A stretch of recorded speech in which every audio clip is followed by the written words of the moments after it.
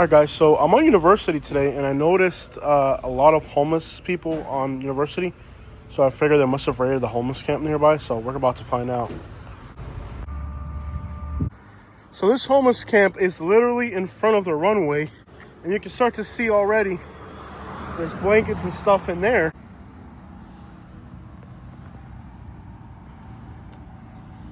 I want you guys to see how many mosquitoes. This area, there's a lake on the other side, and it's just swarming with mosquitoes. You can already see an assortment of different things back in here. There could still be some people back here, and these places can be extraordinarily dangerous to enter. So on the side of the road on University, like, this is the first thing you see when you get off at the airport. You can see that they're surveying it, so they're probably going to clear it. But you can see there's piles of garbage here coming all the way out to the road, and again, one of the major highways. So here's the entrance to this camp, and you can tell that the cops came through and raided it because it's flat. I didn't anticipate this many mosquitoes, so let's go in here and we'll see exactly what's left. This is super dangerous to be back here. Clearly the cops came through and just raided this place. So what I want to do is I want to see how many needles I can find, and see what else is back here. The amount of mosquitoes here is just unfreaking real. I'm swarming in mosquitoes, but we're going to investigate the site and see what's left of this camp. Now, before the cops raided this camp, there's not a chance in the world you were going to come back here. You would have had 10, 15 people at least back here. So, before this place got raided, there wasn't a chance in the world that you were going to come back here and walk through here. It just wasn't going to happen.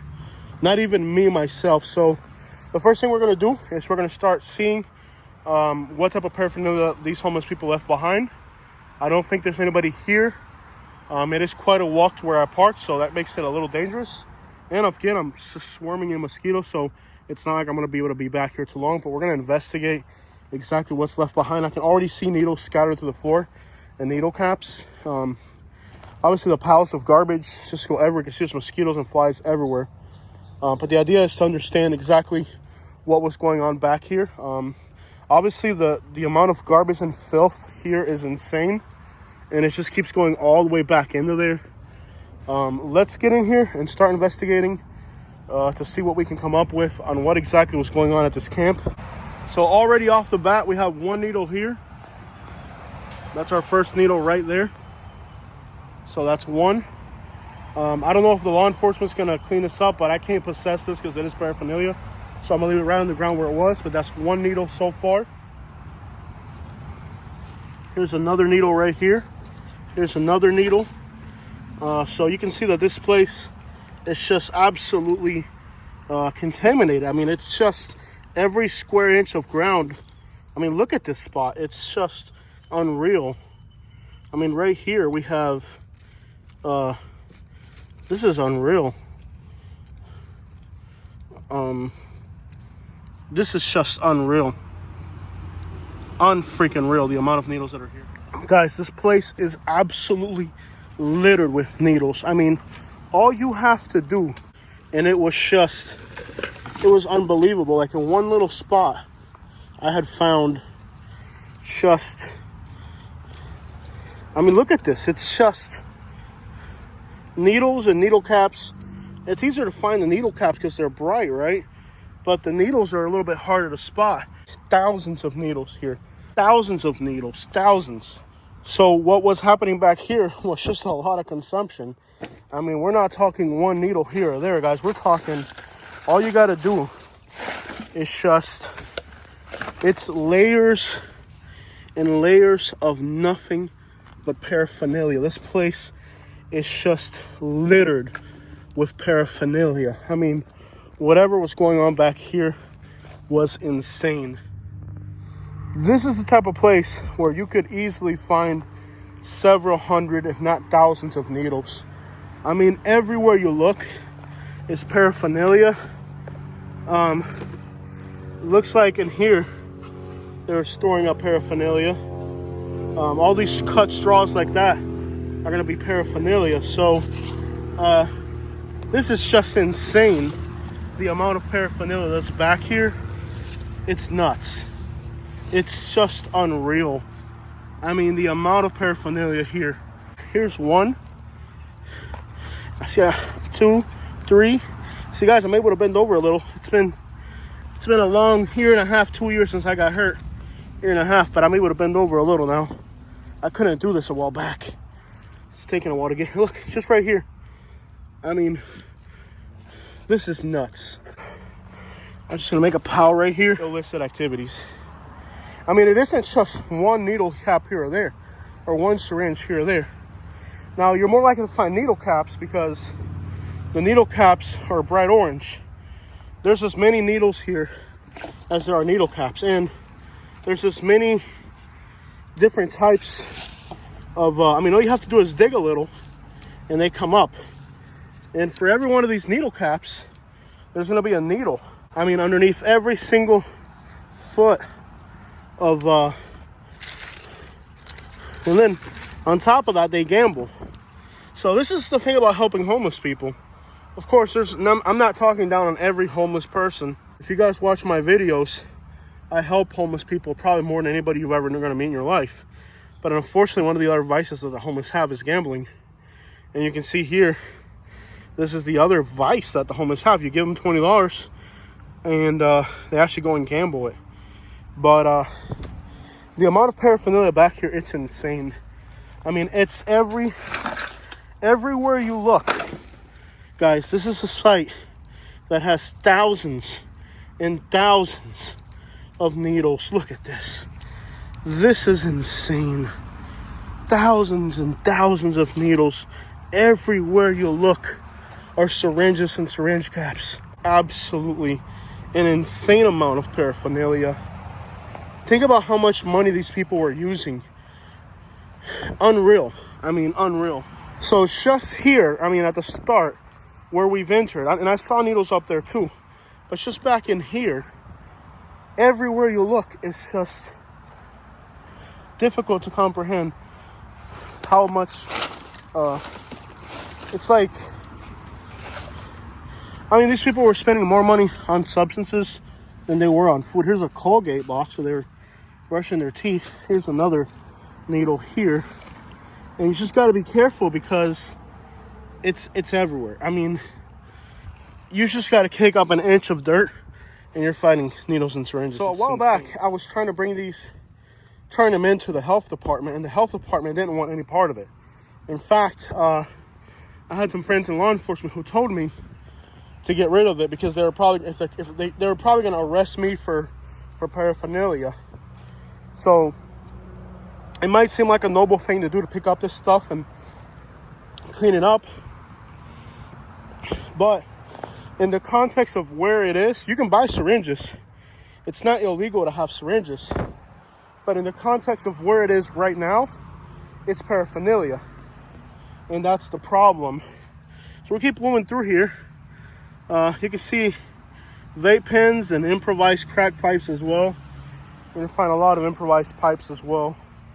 Pill bottles of all sorts. A lot of times homeless people also try to use inhalants. Now, I don't know if this is an inhalant, but they'll get high with inhalants as well. So you'll find a lot of different, like this right here.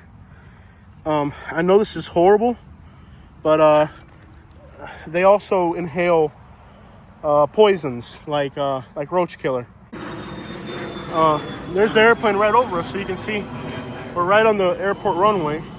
Not too many airplanes coming into town right now, but anyways, they do inhale stuff like this. Some of it, Raid, they'll spray it on a piece of paper and smoke it, and that's something that they get high with in prison. There could still be somebody here who's still hiding in this area, and they might think you're trying to steal their stuff that's left. So being here right now is very dangerous. You can see an improvised bed over here and more garbage over here. So it's just because these camps got raided doesn't mean that there aren't more people back here, and you can see they're not sober. So what we're doing right now is extraordinarily dangerous. Wouldn't recommend anybody do it. The amount of garbage here is insane. I mean, and the humidity and coming off of this stuff, it's wild. So at this point, law enforcement has came through and sliced up the tents, got them out of here.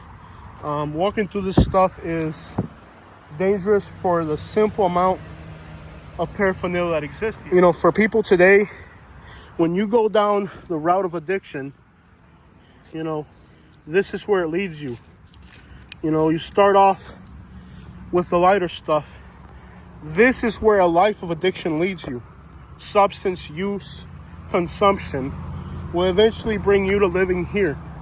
The one thing that most homeless people have in common is addiction, and a lot of them won't admit that they're addicted to substances. So no matter how much it's hard. Now, I've done my own research. You know, I've interviewed hundreds of homeless people, and I believe that at least 95% of the homeless population is addicted to one substance or another.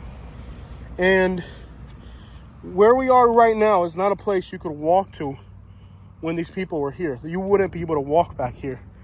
You would have had people come out armed, you know. So this is something that is never to be seen. Even on my YouTube channel, the homeless people that have shown me their tents and stuff like that are individual homeless people. But this is like a camp back here. This is a community, and a community that was apparently useless by the amount of paraphernalia back here. So you have to understand that whatever was going on back here is something different.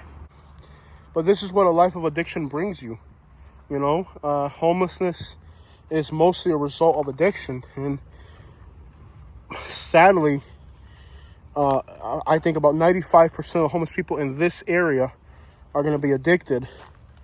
And even though law enforcement probably came back here and cleared this all up, probably made some arrests as well, wouldn't doubt, what we have here is just the leftovers. But we can tell about what's left here that what was happening back here was a life of addiction, a life of sadness, vulnerable women in vulnerable situations. You know, a lot of guys take advantage of these women in these positions. These women live here in these woods, you know, using dirty needles.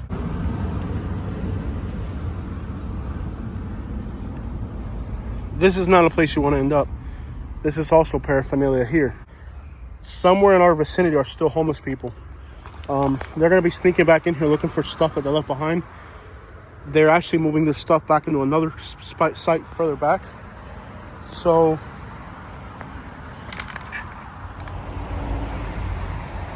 swarming of mosquitoes, sweating from head to toe. I'm sweating, I'm swarming in mosquitoes. This is just, being back here is just horrendous.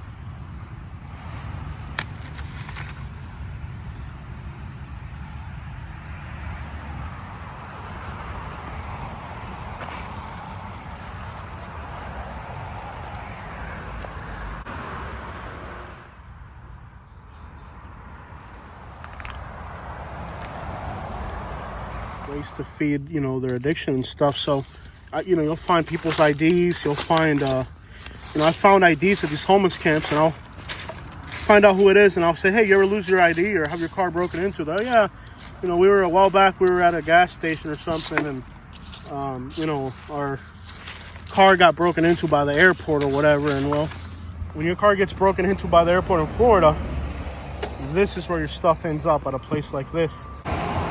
Fire extinguisher. Welcome to Sarasota.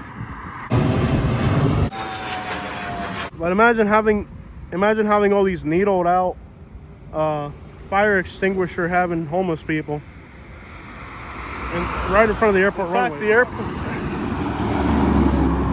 The airport runway tower is there, so the guy at the tower could probably see the homeless camp from up there. Now, in this spot here, you can see that it's cleared up, so they went in here as well.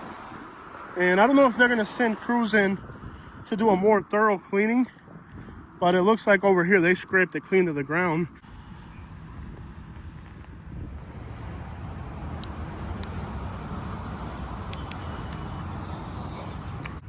So here, they cleaned it, flushed to the ground. These were homeless camps here as well. You can see they were smoking here. Some toilet paper there, a shirt, some clothes right there. So even after they cleaned this spot, somebody still came back here after they cleaned it. So this is kind of the danger of what we're doing. is that even though they've came through here and cleaned this all up, there's still a danger that there could be somebody hiding back here. What else is going on back here? So just because they've cleaned this out doesn't make it any safer to be back here. But there's still paraphernalia on this side as well. You can see here they have they've cut this shorter so they can snort out of it. That have been cut short like this is because they're shooting, you know, they're using the straws.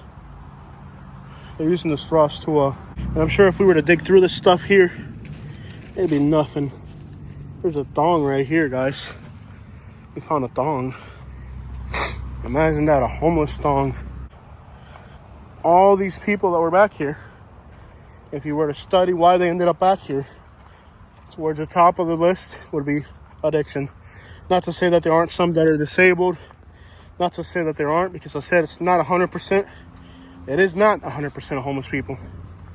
But it is, unfortunately, too much of a percent. 95% would be a good guesstimate. In some metropolitan areas, it's less. In some metropolitan areas, it might be 60. But around here, it's close to 95%. And that's based on some pretty good research on my part. And it's crazy to think that out of all the things that are left behind, the most common thing is paraphernalia. I mean, this is from a computer. And there's gold inside of these things. See this here? You can drop this in an acid. This is actual real gold. But the extraction process is ridiculous. But let's look through here as well. And you'll see needle cap here. Needle cap here. Here's 2 needle caps.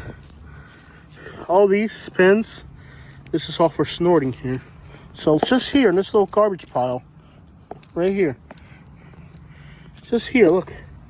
Just here in this little pile. Look how much paraphernalia. 4 pieces of paraphernalia.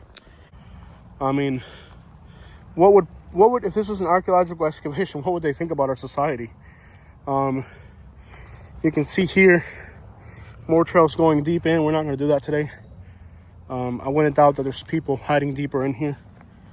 But I mean, it just blows your mind that, you know, all you got to do is just dig a little. And you'll find needles everywhere, needle caps. You know, when there's an archaeological excavation of these sites, what are they going to think about our society? You know, what will people think of our society? I mean, look at this. Everywhere you look are needle caps, everywhere. Every single thing. There's a crack pipe right now. Well, this can be turned into a crack pipe. I'm sure that's what they were doing with that, because it's glass. What would they think about our society? You know, in the future, when they do an excavation here, look. And just remember that for every single one of these caps that you see, there's going to be a needle and a syringe somewhere. Here's one right here. So, look, it's just, there's probably 10, 20,000 needles back here. Somewhere in here would have been the bathroom area, because after all, there's no bathrooms out here. So think about all this contamination, human waste going straight back into these rivers and the lakes back here that are by the airport.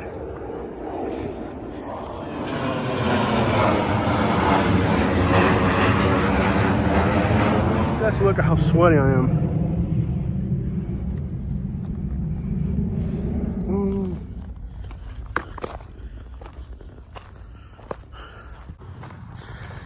Now these are the needles that are left behind. Okay, this is what's left behind, right? Imagine when law enforcement came in here and cleared this place, how many needles there would have been in this place.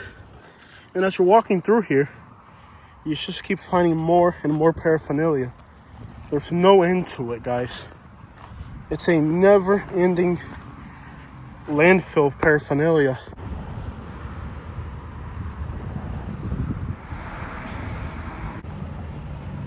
There's a long walk right here, y'all.